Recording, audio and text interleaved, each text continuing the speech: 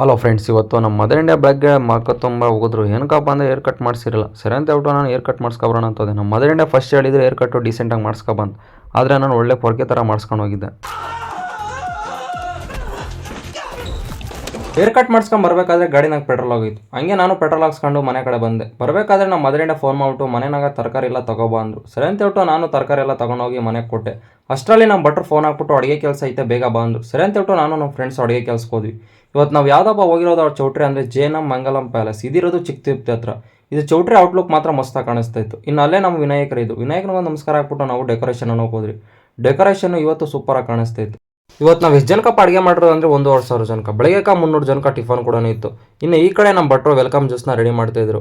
ಇನ್ನು ಈ ಕಡೆ ರುಮಾಲ್ ರೋಟಿ ಏನೋ ಆಗ್ತಾಯಿದ್ರು. ನಿಮ್ಗೆ ಯಾರಿಗಾದ್ರೂ ರುಮಾಲ್ ರೋಟಿ ಇಷ್ಟ ಆದರೆ ಕಾಮೆಂಟ್ ಸೆಕ್ಷನಲ್ಲಿ ಒಂದು ಕಾಮೆಂಟ್ ಹಾಕ್ಬಿಡಿ.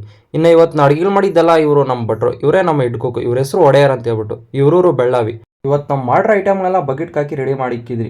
ನಾವೇನೇನು ಮಾಡಿದಿರ ಅಂತಪ್ಪ ನೀವು ಒಂದ್ಸಲ ಕ್ವಿಕ್ಕಾಗಿ ನೋಡ್ಕೊಂಬಂಬಿಡಿ. ನಿಮ್ಗೆ ಯಾರಿಗಾದ್ರೂ ಇಷ್ಟ ಐಟಮ್ನಾಗ ಯಾವ್ದಾದ್ರು ಇಷ್ಟ ಆದರೆ ಒಂದು ಕಾಮೆಂಟ್ ಸೆಕ್ಷನ್ ಒಂದು ಕಾಮೆಂಟ್ ಹಾಕ್ಬಿಡಿ. ಇನ್ನು ಊಟಕ್ಕೆ ಬರೋ ಟೈಮ್ ಆಯ್ತು ಅಂತ ಹೇಳ್ಬಿಟ್ಟು ನಮ್ಮ ಫ್ರೆಂಡ್ಸ್ ಎಲ್ಲರೂ ನಮ್ಮ ಬಳೆ ಎಲೆ ಹಾಕಿ ರೆಡಿ ಮಾಡಿ ಇಕ್ಕಿದ್ರು. ಇನ್ನು ಊಟಕ್ಕೆ ಬಂದವ್ರಿಗೆಲ್ಲ ಊಟ ಬಡಿಸ್ಬಿಟ್ಟು ನಾನು ನಮ್ಮ ಫ್ರೆಂಡ್ಸ್ ಊಟ ತಿನ್ಕೊಂಡು ಲಾಸ್ಟಲ್ಲಿ ಪೇಮೆಂಟ್ ತಗೊಂಡು ಬರಬೇಕಾದ್ರೆ ನನ್ನ ಫ್ರೆಂಡ್ಸ್ ಇನ್ನೂ ಸ್ವಲ್ಪ ಊಟ ಮಾಡ್ಕೊಂಬರ್ತಿರಂದ್ರು. ಸರಿ ಅಂತ ಹೇಳ್ಬಿಟ್ಟು ನಾನು ಕಳಿಸ್ದೆ. ಇನ್ನೆಲ್ಲ ಮುಗಿಸ್ಕೊಂಡು ಊರ ಕಡೆ ಬರಬೇಕಾದ್ರೆ 12 ಗಂಟೆ ಆಗಿತ್ತು. ಇವತ್ತು ನನ್ನ ಕತೆ ಇಷ್ಟು ಫ್ರೆಂಡ್ಸ್, ಮತ್ತೆ ನಾಳೆ ಸಿಗ್ತೀನಿ. ಅಲ್ಲಿವರೆಗೂ ಬಾಯ್ ಬಾಯ್.